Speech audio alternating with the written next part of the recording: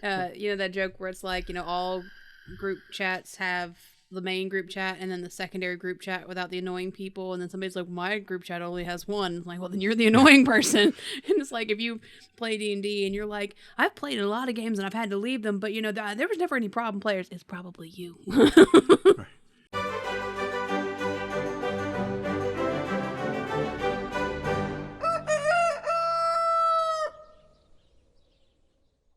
We are reaching deep into our backlog and doing one that was suggested, I believe, by Clay a few weeks ago. Thanks for joining us. Hey, Clay. We're going to talk a little bit about problem players, and that doesn't have to mean the traditional sense of problem players, like they are just a-holes. Sometimes a problem player can be somebody who's not playing the game quite on the same level as everybody else, and it presents a problem. So maybe we should retitle it Problems with Players. I think that's better. Maybe. Problems presented by players. Yeah. When players and their problems. Live at 11. When I was 5. You didn't get me the Malibu Let's stay Barbie. away from that one. Look, I told you that one was just as good as the Malibu Barbie. It was just much cheaper. And that was our weekly therapy session with Percentile Vice. Problems with players, problems of players. All right, so the quintessential is that jerk at the table that wants to tell everybody how to play, or they are making character choices that are just blowing up the game. It's what my character would do. Right. The tropish summary of the problem player is what my character. I would like to say, though, there are times when it's what my character would do is a valid response. Sure. Unfortunately, most of the time that we're all familiar with, it's, oh God, here we go again, problem player. Right.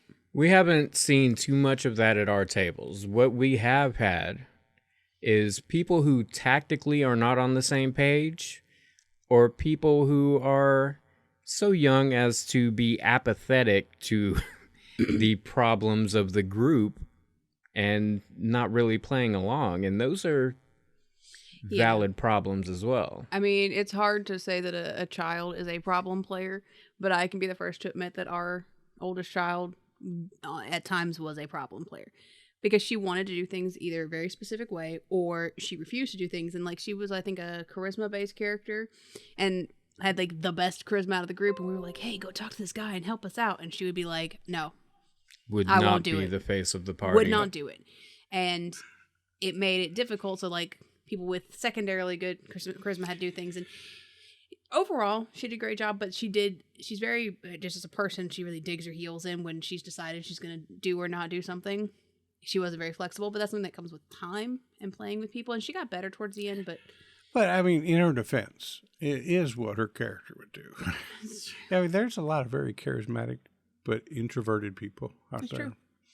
And That's true. that, while it is a problem in some games, it's not a problem you would kick somebody out of the group for. We just It's had to learn to work something- around it. You work around it, you solve it with communication when possible, and you try to work with people, because at the end of the day, if nobody's at the table, you're not playing. Yeah.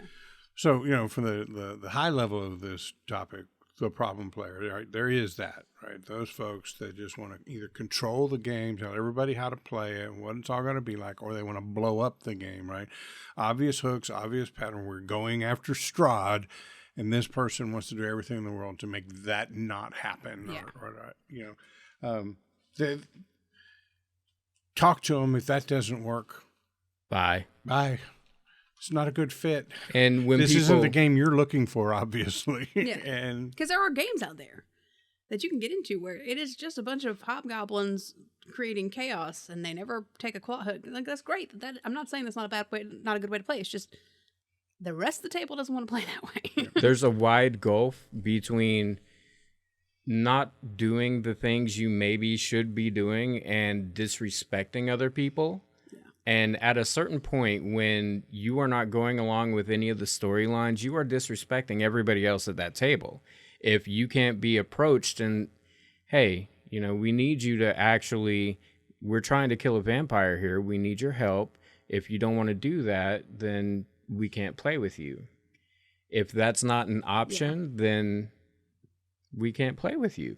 That's just the bottom line. And that goes further into things like the social no-nos at a table that need safety kits and stuff like that pulled. When people are constantly, if it's one time and they legitimately did not know, you communicate with them. But if it keeps happening, they've got to go. Because if nobody at the table can feel comfortable, then nobody's going to want to play. That's true. And so call back to one of our previous topics, session zeros, right? You can set the ground, I don't want to say rules so much as understanding. Yeah, the at groundwork the beginning of for the game. limitations. So when that person becomes like that, you can go, remember when we all talked and agreed to this. Now, I need you to play that way like we all agreed, or... We told you we're going to kill a vampire. If you don't want to kill a vampire, bye. Right, give them an opportunity to get in line. Yeah. Unless then it's severely egregious. If it's severely egregious, I don't know that. Oh yeah, I mean, I was speaking on the general nature of just being disruptive to the game, but then you can do certain things, say certain things in a game that is automatic. Yeah, you're out of here. And those should probably be covered at a session zero as well. Like, if you're coming into the game to be racist, we're not looking for that. You can go. If you're coming to sexually assault people, whether they're NPCs or not, bye. You can lay all that down in session zero and hopefully make a little smoother sailing. Yeah. I think every group goes through a maturation process, not only of the players in the group, but then settling into the group, right? Been playing with these folks online for 2 years now. And it's like we had this one spot out of one DM, 4 players, this one of the 4 player spots, like had this shuffle of people at the beginning, right? And then finally the right fit got into the game. And now these 4 of us have been playing together for over a year. So sometimes it's just that maturation process. There's first time you start up with players, you have people you haven't played with before. There's going to be some just bad fits. Would you call that bad? The problem player. Sometimes it might feel that way, but it's probably just it's more of a problem within the players than a problem player. Yeah. So that's the high level. If we went down to instead of problem player, but problems with players. Right.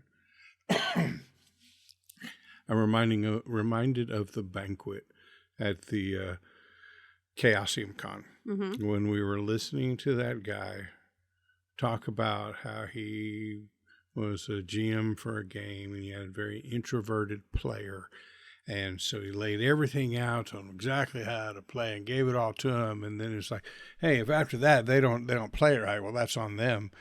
And it just struck me as, so this player is introverted. They're not going to enjoy rather what you than gave create a game that this introvert could also enjoy, you were going to demand that they suddenly become extroverted because they were role playing. It's not easy to do. No. So that's one problem, right? You have different levels of engagement from players in the game, right? And it can feel like there's the wallflower over there who barely says anything till it's their turn in combat, and then they call out, I'm using the short sword, and they roll the dice and call out the results. Yeah. So, getting a space for them in the game is a problem that you could work through. In some ways, you could just say, that's how they like to play. They keep coming. They're enjoying themselves. We're just banging our head against the wall if we're trying to get that person to have more engaging and active role play. I think you're about to say something, John. You can give them a situation that you hope will draw them out a little bit, but if they don't draw out, then everybody is necessary in a party. It's not, if you had 4 people that are constantly talking over each other at a table.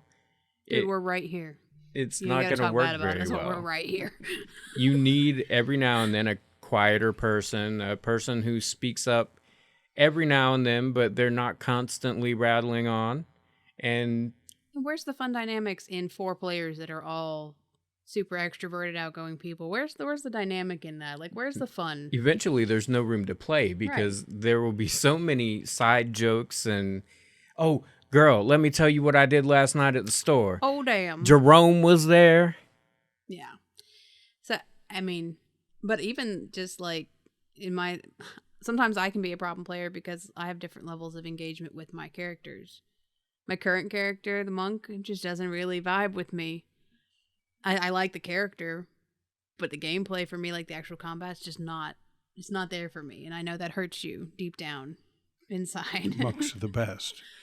For you. And I wanted that for you. I know, it just didn't work. I tried to give you everything in life. Dad, I don't know how to tell you this, but I was born a support class. I can't change who I am. But so sometimes I know I've been a problem player because I'm not super engaged in what I'm doing, and I know that can be difficult for the people around me because it's like, come on, Emily, do something. And I'm like, but what do? I can punch him again. Is that what you want? I'll just hit him again. I as well have been a problem player, and you can look up the video on that. It's called The Dolphin Story. Yeah. I mean, but like when I played honorable mention, penis.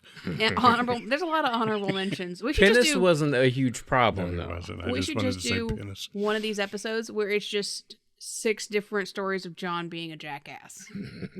We Just should do one of 6. these episodes in character as one of our D&D characters, That would be fucking and epic. have the discussion. Tell And a we story. can talk bad about DMs. Right? And they fucked up my story. Right. But I mean, as much as somebody may struggle to be, extroverted, I struggle with certain characters I play. Like when I sat down to make him, I was like, man, it's gonna be badass. And then as I played him, I was like, I don't like it's monks. not Monks really. suck. And I made a character that's virtually like he just doesn't die half the time, so I'm kind of stuck with him. However, Except for the one time he did die. of the people in the party, the ones that have been on their shell the most. It is me. But he got like a whole thing that lets him, if he rolls like a nat 20, he automatically goes to like 1 hit point or some shit. Like he gets all this shit, so. And he can fly. And he's a werebear. Got dragon blood. And a He's a turtle. werebear and a turtle. Mm-hmm. And a hollow one. Mm-hmm. He's very complex. We just made a turtle soup. Right. Yeah. But, I mean, that's a personal problem that I try not to let it, weigh down the people around me. But I do know that sometimes I get a little bored with my character and play on my phone, and then I'm not super engaged, and then I'm a bad player because I'm on my phone too much, And then you roll up 15 characters on D&D Beyond. I just enjoy doing that. I do that no matter what character I had. When I had a Nico, I made several characters. I just enjoy making characters. That's fair. So I'm pretty sure I've been the problem player at the table. Even in our home group,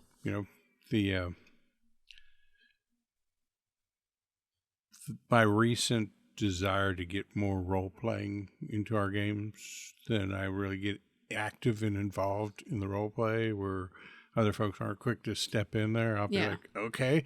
And it's Stas talking to the NPC again in this screechy voice, really loud, and doing over the top dialogue stuff. And, I could see myself. It's like disembodied. I'm looking down and going, dude, shut up. You're hogging all the role play. You're hogging it all. Back off. Go ahead. There are sometimes, though, when that is particularly great, like in your birthday game, which was a Hitchhiker's Guide to the Galaxy themed. Which was epic, by the way. It was awesome. I had no fucking clue what was going on. Like, there was one point she was looking at me like, you're not doing the story thing. And I'm like, I don't remember this movie. To be fair, it took me quite a while to figure out what your character was. I was like, who the fuck is he playing? Well, I still haven't figured it out, so you got one on me.